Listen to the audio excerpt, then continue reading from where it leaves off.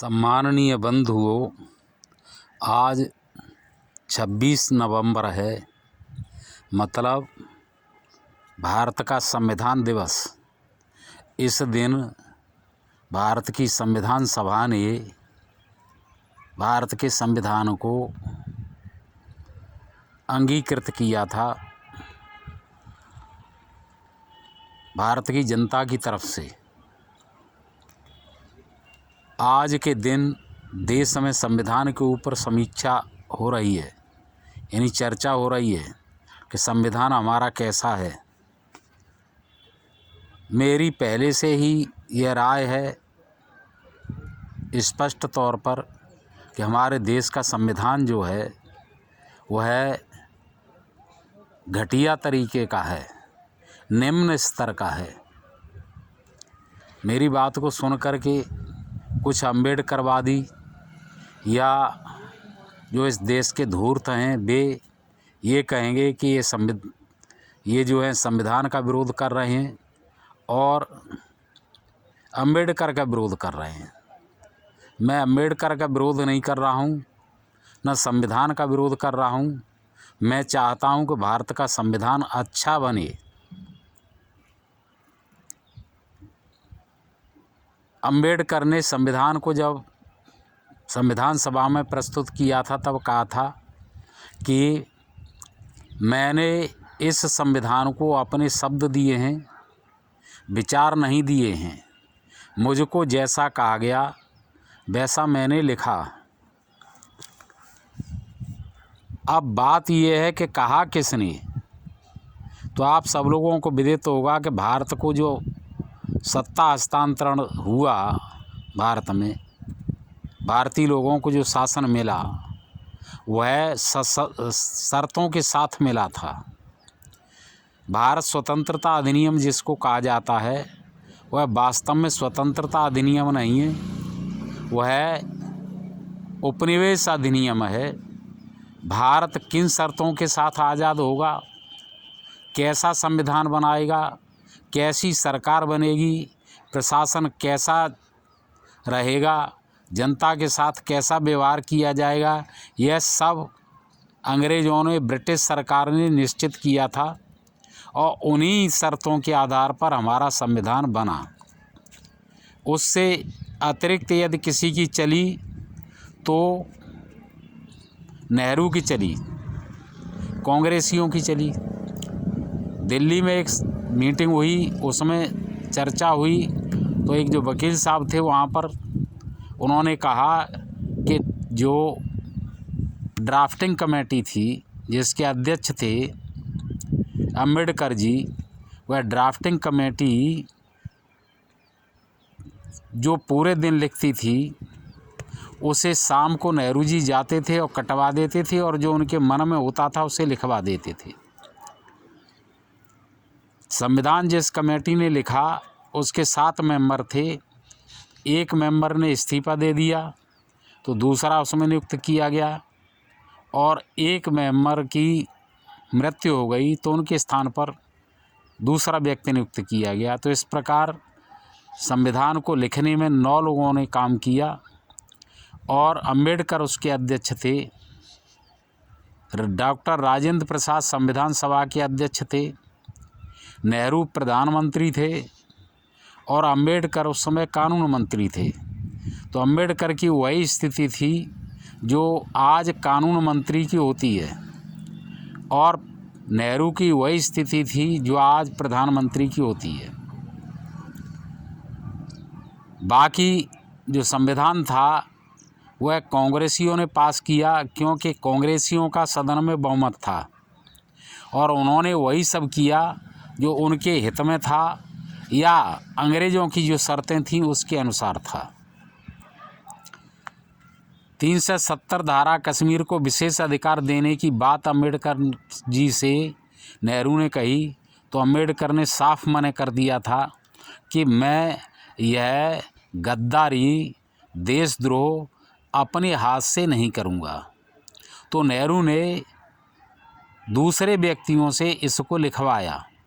यदि अम्बेडकर की चलती तो कश्मीर को विशेष अधिकार नहीं दिए जाते, इसके अलावा और भी बहुत सी संविधान में ऐसी बातें जिनके वजह से भारत की जनता की दुर्दशा है।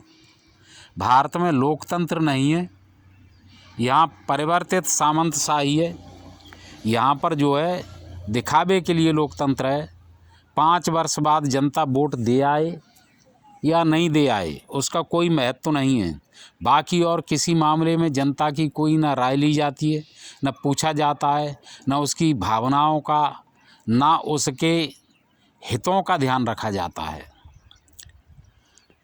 संविधान के किसी भी उपबंध को उठा करके देख लें या उसके आधार पर भारत में जितने भी कानून बने हैं उन सब को उठा करके देख लें, उसमें जनता का हित गौड़ होता है, देश का हित गौड़ होता है। सर्वोपरि जो है उसमें नेताओं का, अधिकारियों का हित होता है।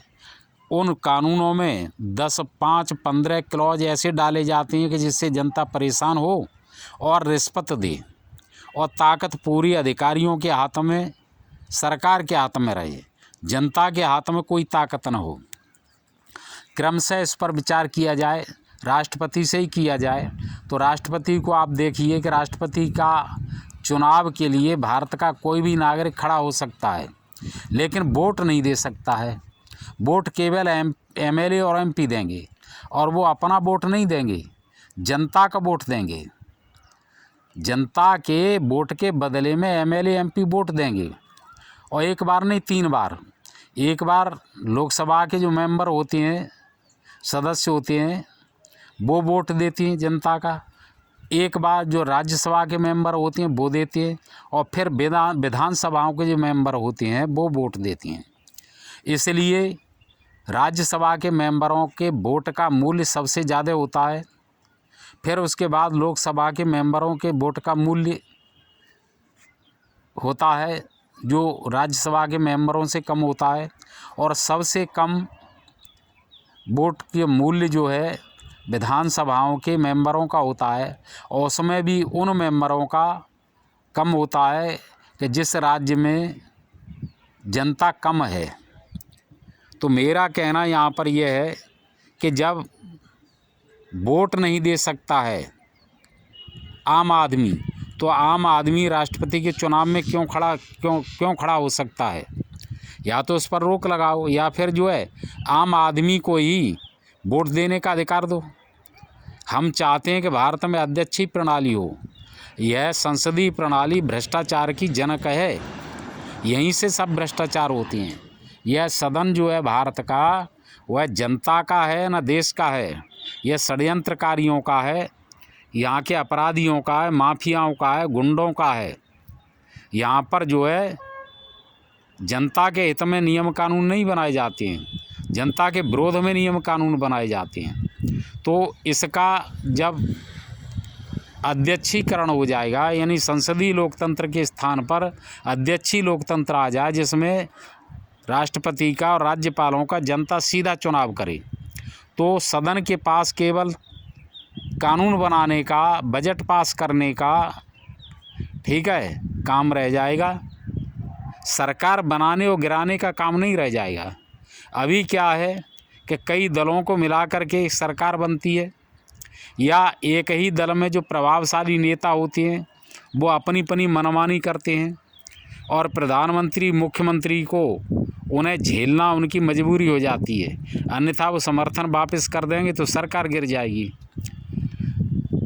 अध्यक्षीय लोकतंत्र में जो अध्यक्ष को हटाया जाता है तो 2/3 बहुमत से हटाया जाता है, और संसदीय लोकतंत्र में केवल 1 वोट से सरकार गिर जाती है। तो हम अध्यक्षीय लोकतंत्र के पक्ष में हैं, संसदीय लोकतंत्र के पक्ष में नहीं है। दूसरी बात, हम ये चाहते हैं कि जितने भी डिपार्टमेंट हैं उन सब में जनता की भागीदारी हो, सबकी जनता की समितियां हों हर क्षेत्र में, और जनता की समितियां जो उनसे संबंधित हैं, पीड़ित हैं, वो भी उसमें पक्षकार हों, उनको भी सुना जाए, उनके भी लोग उसमें बैठें। यानी मैं प्रशासन में और सत्ता में जनता की भागीदारी चाहता हूँ। हमारी यही इच्छा है कि जनता की भावनाओं को, जनता के हितों को सरकारों में विधानसभाओं में और सरकारी कार्यालयों में प्राथमिकता दी जाए। यहाँ की न्यायपालिका भी बड़ी अजीब तरीके की है। संसदीय प्रणाली में या लोकतंत्र में कोई सर्वोच्च नहीं होता है और कोई परम स्वतंत्र नहीं होता है, लेकिन हमारे यहाँ की न्याय प्रणाली परम स्वतंत्र है। उसने अपने आप को कॉलेजियम स्वयं भू कॉलेजियम घोषित कर रखा है और वहाँ पर अयोग्य व्यक्ति पहुँच रहे हैं। ना तो उनको न्याय करना आता है, ना वो न्याय करना चाहते हैं। उन्हें दंड की, न्याय की परिभाषा तक नहीं मालूम है।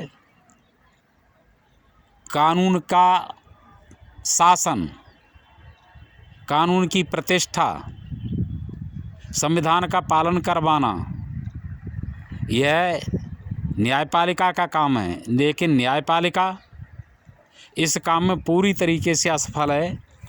इतने अपराध बढ़ रहे हैं और इतने गंभीर अपराध बढ़ रहे हैं और इतने अलग अलग तरीक़ों के अपराध हो रहे हैं। उन सब के लिए मैं यही कहूँगा कि हमारे देश की न्यायपालिका फेल है। इस पर विचार होना चाहिए। इनके जो जज हैं उनका इलेक्शन भी हो और सिलेक्शन भी हो। इनकी डबल परीक्षा होनी चाहिए, योग्यतम व्यक्ति ही वहाँ पर पहुँचें। इनके फैसलों में बाकायदा बेवकूफ़ी तो देखी ही जाती है, पक्षपात भी देखा जाता है और दुराग्रह पूर्वाग्रह भी देखे जाते हैं, जबकि न्याय में ऐसा नहीं होना चाहिए। न तो दुराग्रह हो, न पूर्वाग्रह हो और न पक्षपात हो, न मूर्खता हो, न अकर्मण्यता हो। अरे न्याय नहीं मिलेगा आदमी को तो अराजकता तो फैलेगी और अराजकता राष्ट्र को बर्बादी की ओर ले जाती है। तो संविधान में ये संशोधन होने चाहिए। संविधान में कई संशोधन किए हैं, लेकिन संविधान को उच्च स्तर का बनाने के लिए नहीं, संविधान को और ज़्यादा बर्बाद करने के लिए संशोधन किए गए हैं। और ये संशोधन कांग्रेस ने किए हैं अपने स्वार्थों के लिए, अपने हितों के लिए। तो संविधान का दुरुपयोग अधिकतम जितना हो सकता है उतना किया है। लेकिन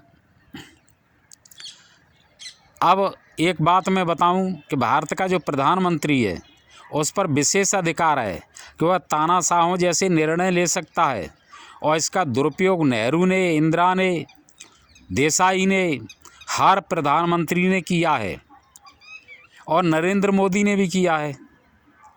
नोटबंदी, जीएसटी, लॉकडाउन, इनमें कहीं पर भी विवेक नहीं दिखा। इंदिरा गांधी ने भी इसका दुरुपयोग किया, मीसा और DIR लगाई। न जाने कितने ऐसे बातें हैं कि जिसमें प्रधानमंत्री ने अपनी दुष्टता का प्रयोग किया है और हर प्रधानमंत्री ने किया है। इसलिए प्रधानमंत्री पर ये जो तानाशाही पूर्ण अधिकार है, इस पर प्रतिबंध लगे। हम चाहते हैं कि प्रधानमंत्री कोई भी निर्णय ले तो वह कम से कम कैबिनेट की बैठक के और कैबिनेट के प्रस्ताव के पास होने के बाद तो ले, अपनी मनमर्जी से ये ना ले। वास्तविकता तो यह लोकतंत्र का तकाजा यह है कि वह सदन को विश्वास में ले, जनता को विश्वास में ले, तब गंभीर प्रकृति के फैसले ले। तो यह भी होना चाहिए। और ज़्यादा मैं क्या कहूँ, आप सब लोग समझदार हैं, जनता जो है सब जानती है। मेरा यही कहना है कि संविधान में पर्याप्त संशोधन किए जाएं और इस पर व्यापक चर्चा हो राष्ट्रीय स्तर पर। जो भी कमियां हैं वो दूर की जाएं। हम भार को ढोते रहें और जनता परेशान होती रहे, देश बर्बाद होते रहे, इसकी तो कोई तुक नहीं है। संविधान पर खुलकर चर्चा हो कि अच्छाई क्या है, बुराई क्या है। संविधान की बुराइयों के लिए अम्बेडकर को दोषी ठहरा देना अच्छी बात नहीं है। संविधान जो है अम्बेडकर ने लिखा जरूर, लेकिन उनकी मर्जी से नहीं बना है। अन्यथा संविधान अम्बेडकर की मर्जी से बनता तो कहीं अच्छा संविधान होता। यह अंग्रेज़ों की मर्जी से बना है कांग्रेसियों की मर्जी से बना है, नेहरू की मर्जी से बना है और इस देश के माफिया लोगों की मर्जी से बना है। इन्हीं शब्दों से मैं अपनी बात पूरी करता हूं और सबसे निवेदन करता हूं कि संविधान पर खुलकर के चर्चा करें और संविधान में जो भी परिवर्तन ज़रूरी हैं उन परिवर्तनों को समय से किया जाए। जय हिंद, नमस्कार।